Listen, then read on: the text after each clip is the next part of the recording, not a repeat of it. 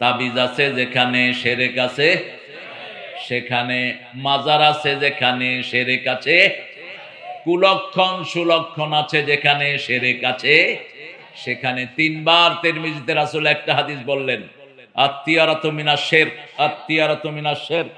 এই phone off করেন, এই মুরব্বি অফ করেন। তিনবার তিয়ারা মানে কুলক্ষণ সুলক্ষণ, হাত চুলকায়, ডান হাত ক টাকা আসতেছে, এরকম আল্লাহর ওলি এখানে আছে না নাই?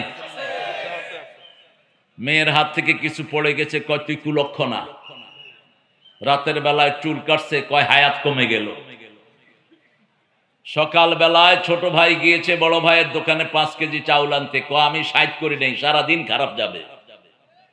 এগুলো শিরক। এগুলো কি শিরক? এগুলো যারা করবে না বিনা হিসেবে তারা জান্নাতি হয়ে যাবে।